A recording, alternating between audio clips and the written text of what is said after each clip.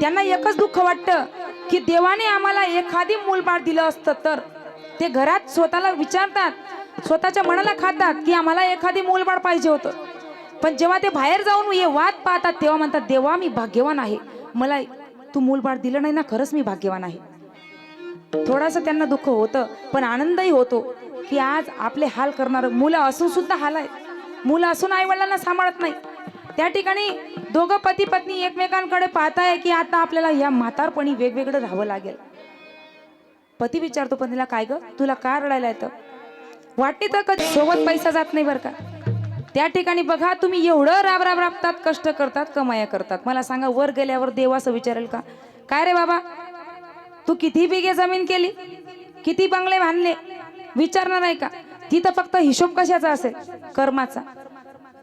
एक सुंदर श्लोक आहे, कर्मण्येवाधिकारस्ते मा फलेषु कदाचन. तिथं फक्त कर्माचा हिशोब होतो, कर्म कोणाला चुक नाही बरं का. बघा देवी देवतांना चुकलं नाही तर आपल्याला कुठे चुकणार आहे. म्हणून कुठलंही काम करताना विचारपूर्वक करत चला.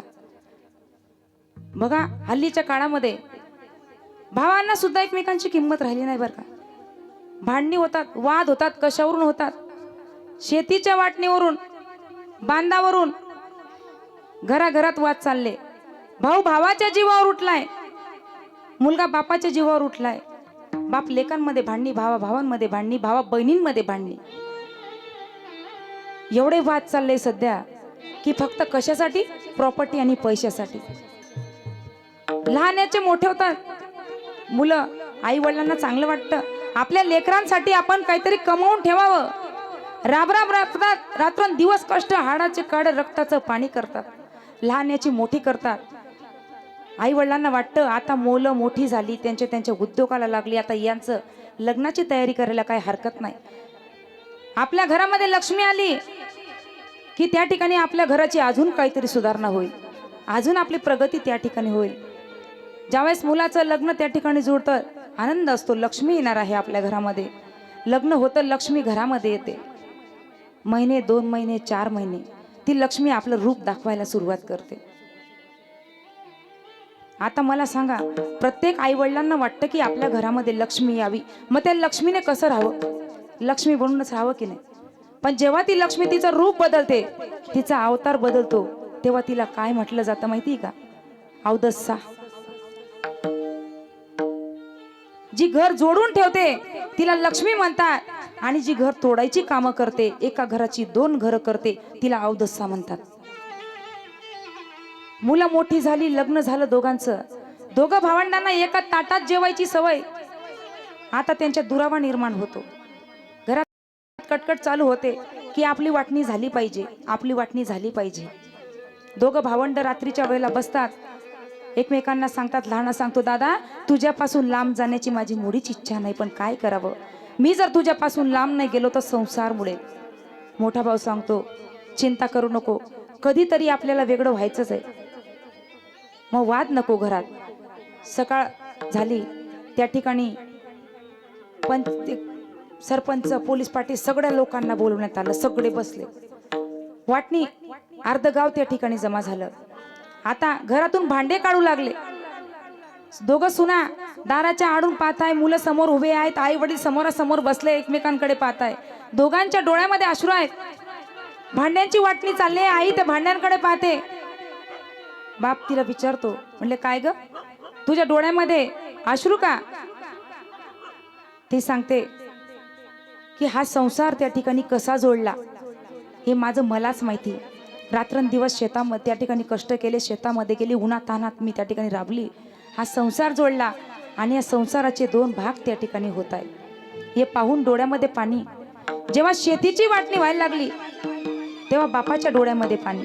बाप विचार करतो, काही नव्हतं हातामध्ये, जवळ काही नव्हतं, मी एवढं कष्ट करून स्वतःच्या हातावर सगळं उभं केलं, एवढी शेती त्या ठिकाणी जोडली, आणि आज त्या शेतीची वाटणी होते. दोघं मुलं वाटणी करतात. शेतीची वाटणी झाली, भांड्यांची वाटणी झाली, घरांची वाटणी झाली.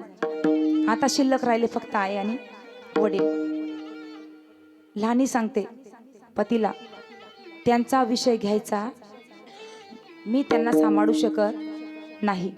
इकडनं मोठी सांगते, लग्न केलं तेव्हापासून मीच त्यांचं करते, मी त्यांना अजिबात सांभाळणार नाही. दोघं मुलं एकमेकांकडे पाहतात. आई वडील दोघां एकमेकांकडे पाहतात. डोळ्यामध्ये पाणी आहे. काय उपयोग मुलांना जन्माला घालून. देवाकडे नवस करतात. ज्यावेळेस मुलं होत नाही त्यावेळेस तुम्ही नवस करतात देवाकडे. आणि मुलं झाल्यानंतर हीच मुलं आई वडिलांची वाटणी करायला उभे राहतात. तेही त्यांना ओझं वाटतं. आता मोठा मुलगा सांगतो, म्हणले चिंता करू नको. लहानेला सांगतो, तुझी लेकरं लहान लहान आहेत, एक काम कर, त्यांना सांभाळणारं कोणीतरी पाहिजे, म्हणून आईला तू तुझ्यामध्ये घे. आणि माझा दुकानाचा धंदा आहे, त्याच्यात बसणारं कोणी नाही, म्हणून वडिलांना मी घेतो. मला सांगा, आई वडिलांनी तुमची कधी वाटणी केली होती का?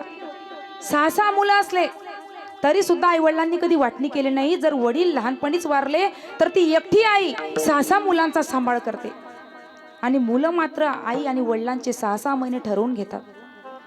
ज्यांनी आयुष्य सोबत काढलं, एका ताटात ते जेवले, त्यांना शेवटी जाता जाता त्यांची त्या ठिकाणी वाटणी केली जाते. मला तरी असं वाटतं की या कलियुगामध्ये, आत्ताच्या काळामध्ये ज्यांना मुलं आहेत ते सुखी नाहीत बरं का. आणि ज्यांना मुलं आणि मुली काहीच नाही ते सर्वात भाग्यवान आणि सुखी आहेत. त्यांना एकच दुःख वाटतं की देवाने आम्हाला एखादी मूलबाळ दिलं असतं तर.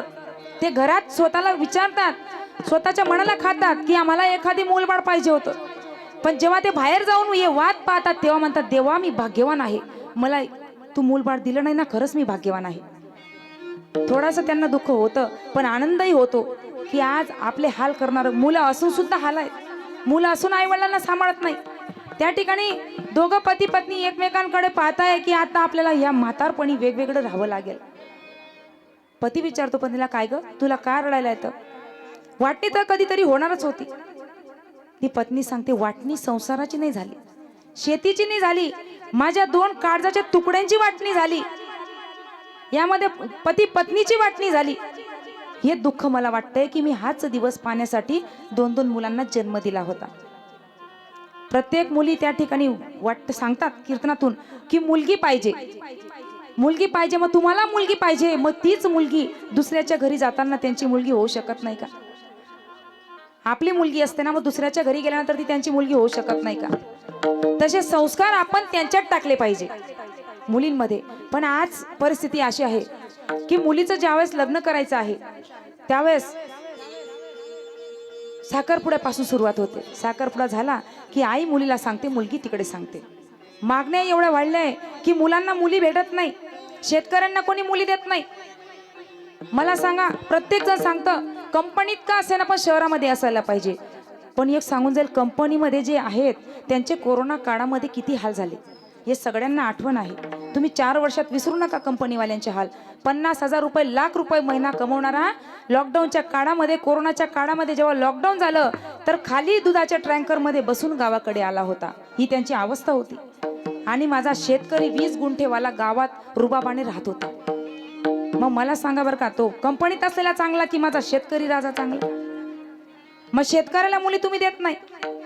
शेतकऱ्याचा विषय आला की नाही आम्हाला आमची मुलगी शेती काम करणार नाही. शेतकऱ्याने जर शेतामध्ये नाही पिकवलं तर नोकरीवाला तिथं काय दगड खाईल का? आज सगळे जे आहेत ना शहरामध्ये, मोठमोठ्या कंपनीवाले असू द्या, कोणीही मोठा व्यक्ती असू द्या, तो आपल्या जीवावर पोट भरतोय. आपण इकडे पिकवतोय म्हणून ते तिकडे खातायत. पैसा नाही खात माणूस,